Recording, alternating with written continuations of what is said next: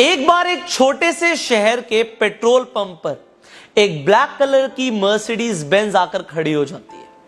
अब वहां पर जो लड़का पेट्रोल डाल रहा होता है वो उस गाड़ी को देखते ही बहुत ज्यादा एक्साइटेड हो जाता है, मानो उसकी खुशी का कोई ठिकाना ही नहीं है। अब उस गाड़ी से जो मालिक होता है बाहर निकलता है और उस पेट्रोल पंप पे जो लड़का होता है उसे बोलता है कि इस गाड़ी में 2000 का पेट्रोल डाल दो। अब वो लड़का पेट्रोल डालना तो शुरू करता है, बट वो गाड़ी पर इस तरीके से मोहित हो जाता है कि सिर्फ गाड़ी को ही देख रहा होता है। अब जो उस गाड़ी का मालिक होता है उस लड़के से पूछता है कि क्या सोच रहे हो।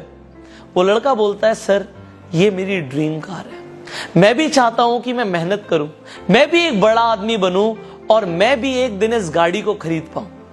वो आदमी जब उस पेट्रोल पंप के लड़के की बात ये समझता है तो उसे अपना एक विजिटिंग कार्ड दे देता है और बोलता है कि इसमें मेरा एड्रेस लिखा है, कल मेरे ऑफिस आ जाना, मैं तुम्हें बिजनेस करना सिखाऊंगा और हो सकता है अगर तुमने मेहनत करी तो कुछ सालों में तुम भी अपनी इसी तरीके से गाड़ी खरीद पाओ। अब वो कार्ड देके वहां से चला जाता है। अब वो लड़का उस कार्ड को देख रहा होता है और जब वो देख रहा होता है तो उसके दिमाग में कुछ ख्याल आने शुरू हो जाते हैं। वो सोचता है, पता नहीं ये आदमी मुझसे क्या करवाने वाला है, पता नहीं कैसा काम बता देगा, इसने मेरे साथ कुछ कर दिया तो। आजकल टीवी पर भी पता नहीं इस तरीके की स्टोरीज आने लग गई हैं, शायद मुझे नहीं जाना चाहिए।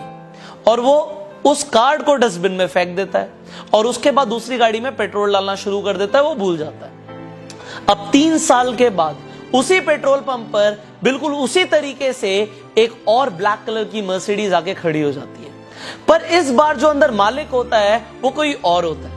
मालिक बाहर निकलता है और बोलता है 2000 का पेट्रोल डाल दो।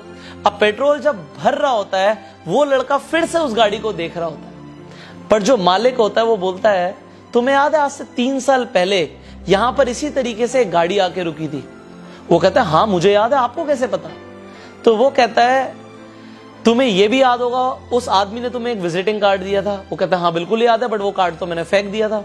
कहता है, मैं इस पेट्रोल पंप पर पहले सफाई किया करता था, मैंने डस्टबिन से कार्ड निकाला और मुझे नहीं पता तुमने क्या सोचा, बट मुझे लगा कि अगर मैंने इस अपॉर्चुनिटी को गवा दिया तो शायद मैं फिर कभी बड़ा आदमी ना बन पाऊं। तो मैंने उस कार्ड पे फोन किया, मैं उन सज्जन से जाके मिला जिसने तुम्हें कार्ड दिया था और उन्होंने मुझे बिजनेस करना सिखाया और आज 3 साल के बाद मैं इस गाड़ी का मालिक बन चुका हूं।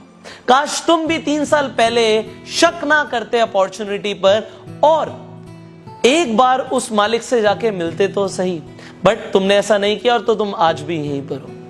यहां पर आपको एक बात समझनी चाहिए कि लाइफ में हमारे पास जब भी कोई अपॉर्चुनिटी आती है तो हमें एक बार बिल्कुल खुले दिमाग से अपॉर्चुनिटी को समझना चाहिए।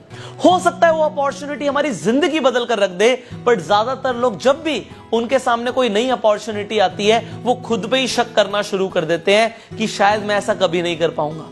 बट ये शायद जो है ना, ये सबसे ज्यादा सपनों को गला घोट के मार देता है। आज के बाद अगर आपके पास कोई अपॉर्चुनिटी आती है और कोई इंसान आपको किसी बिजनेस के बारे में, किसी अपॉर्चुनिटी के बारे में बताता है, तो आप एक बार खुले दिमाग से उसे समझें। अगर आपने समझा तो हो सकता है वो अपॉर्चुनिटी आपकी जिंदगी बदल